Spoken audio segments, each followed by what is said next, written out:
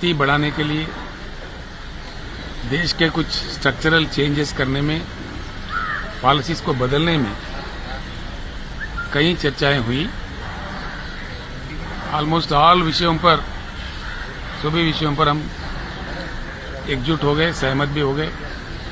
आगे चल के मिल के काम करने के लिए हमने तय किया है, क्योंकि देश में भी काफ़ी अन्य लोग हैं, हमारे भाई बंधु हैं, जो हम ख्याल लोग हैं, हम जैसा सोचते हैं। उन लोगों से भी मेरा बातचीत हो रहा था, उद्धव जी का भी बातचीत हो रहा था। कुछ ही दिनों में हैदराबाद या किसी अन्य स्थान पर हम सभी लोग मिलेंगे, बैठेंगे, बातचीत करेंगे, एक रास्ता तय करेंगे क्या करना चाहिए। इतना तो मैं जरूर करना चाहूंगा इस खुशी के मौके पर, इस अच्छे मौके पर। हम दोनों भाई लगते हैं इसलिए कि हमारा 1000 किलोमीटर का बॉर्डर है। महाराष्ट्र सरकार की मतलब कोऑपरेशन से हमने बहुत ही अच्छा प्रोजेक्ट बनाया, जिससे हमारा तेलंगाना का किस्मत खुल गया है। जो कालेश्वरम प्रोजेक्ट हमने बनाया बहुत ही अच्छा फायदेमंद हुआ, और आगे चल के भी महाराष्ट्र के साथ हमको दोस्ती निभानी है, प्यार से काम लेने हैं, क्योंकि बहुत ही लंबा बॉर्डर, 1000 किलोमीटर करीब बॉर्डर हमारा लगता है तेलंगाना और महाराष्ट्र का। कईयों चीज़ों में हम दोनों को मिलकर काम करना पड़ता है, एक दूसरे का मदद करना पड़ता है कई विषयों में। तो हम लोग उसमें भी काफ़ी अच्छी आज बात हुई, कुछ मुद्दे थे उस पर भी बातें हुई, उस पर भी सहमति जुट गई। और देश के राजनीति, जो कि दो राजनीति जब मिलते हैं तो ऑटोमेटिकली राजनीति की बात आता ही है। आज जिस प्रकार का देश चल रहा है, इसमें बदलाव आना चाहिए, क्योंकि 75 साल के आज़ादी के बाद जो संभावित रूप से जो चीज़ होना था वो नहीं हुआ। हम लोग एक बात पे तो सहमत हो गए कि देश में एक बड़ी परिवर्तन की ज़रूरत है। देश को परिवर्तित होना चाहिए। देश के युवा को, नौजवान को, देश का जो इको है, देश का जो माहौल है, उसको खराब नहीं करना चाहिए। इसी तरीके से इसको ले जाना चाहिए अच्छी तरीके से। सभी लोग अच्छे प्यार से मिलजुल कर काम करें, एक मजबूत हिंदुस्तान को बनाए, ये हम दोनों चाहते हैं। और हमारे अन्य लोगों से भी बात करके, बाकी लोग हमारे जो दूसरे रीजनल पार्टी के भी लोग हैं, नेशनल पार्टी के भी लोग हैं, कई लोग हैं, सबसे हम लोग बातचीत करेंगे। मैं समझता हूं महाराष्ट्र से जो भी मोर्चा निकलता है वो बहुत कामयाब होता है।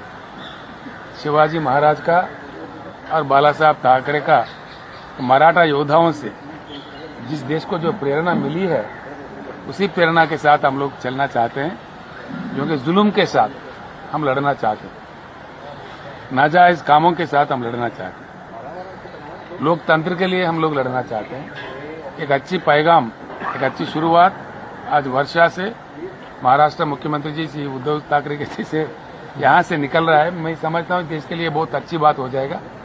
आज हम दोनों के बीच में जो बात हुई है, उसका बहुत ही अच्छा परिणाम देखने को मिलेगा कुछ ही समय में। उद्धव जी का मैं निमंत्रण करता हूँ, हैदराबाद में आ जाए किसी प्रोग्राम में, मैं उनको इनवाइट करता हूँ तेलंगाना की जनता की ओर से, मेरे ओर से। और आज जो बातें हुई है और जिस प्रकार का हमें प्यार से, मोहब्बत से उन्होंने खाना भी खिलाया है, मैं बहुत बहुत आभारी हूँ हम सबके तरफ से। महाराष्ट्र से जो प्यार मिला है, उस प्यार को हम बांध के ले चल रहे हैं, और उसी प्यार हम लौटाने का कोशिश भी करेंगे। धन्यवाद। आता त्याच्याबद्दल काही बोलायचं नाही। आता आम्ही दोघांनी सुरुवात केली आहे। बॅनर्जी यांनी देखील भेट घेतली होती यापूर्वी,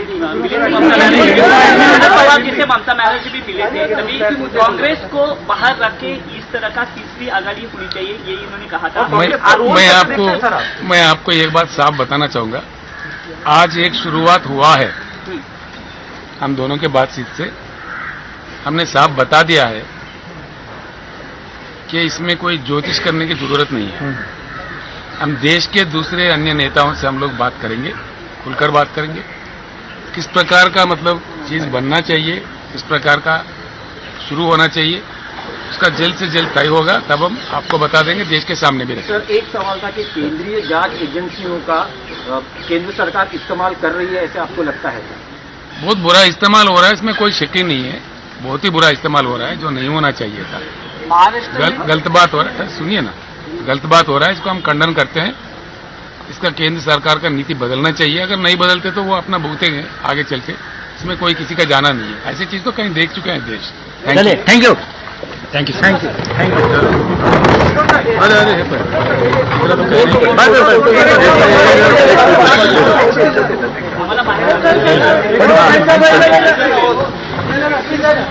ये चाहिए चलो विक्टर अभी है ना, अभी तो संघर्ष करने का है।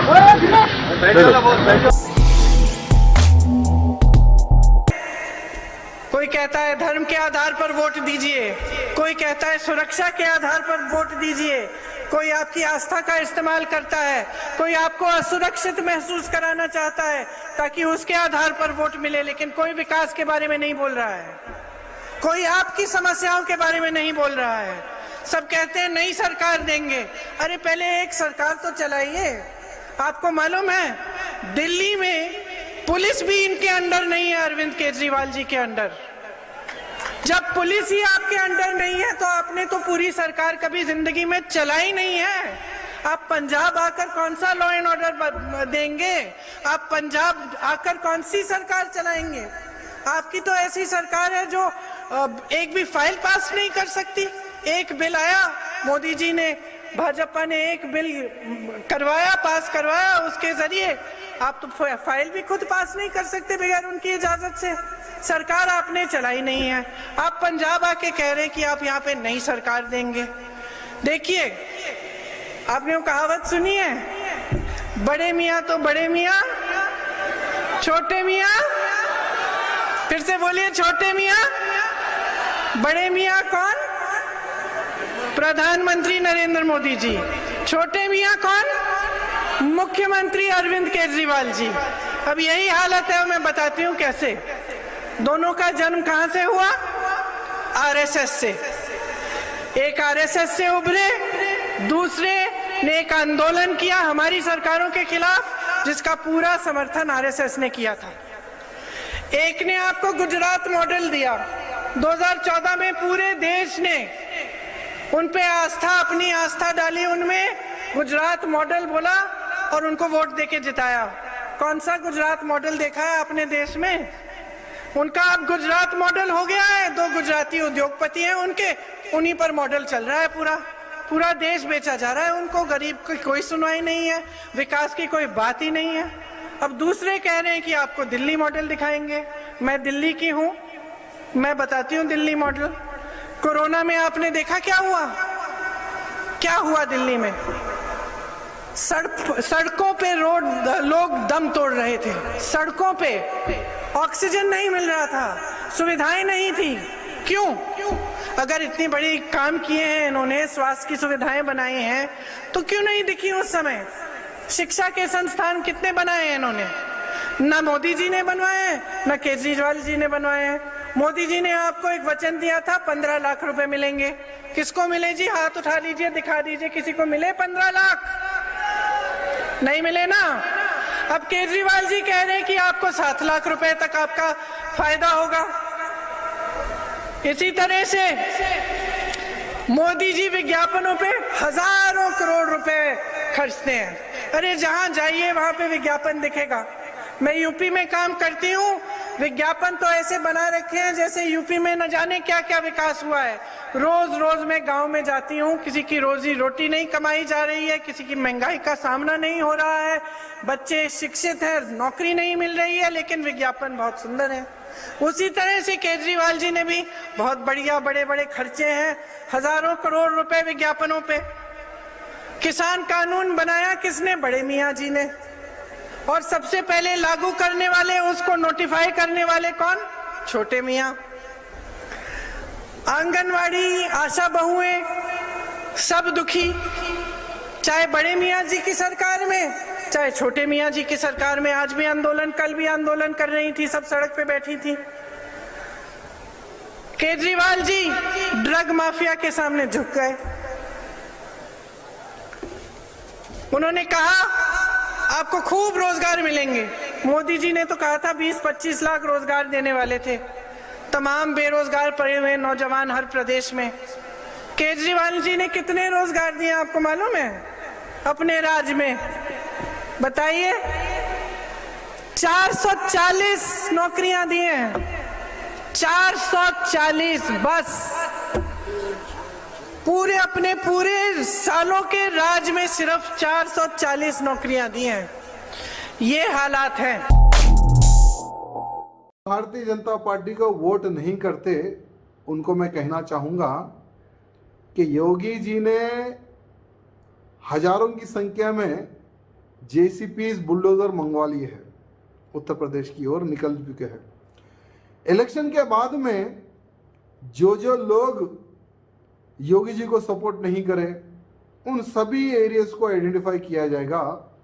और पता है ना जेसीपी और बुलडोजर किसके लिए यूज में आते हैं।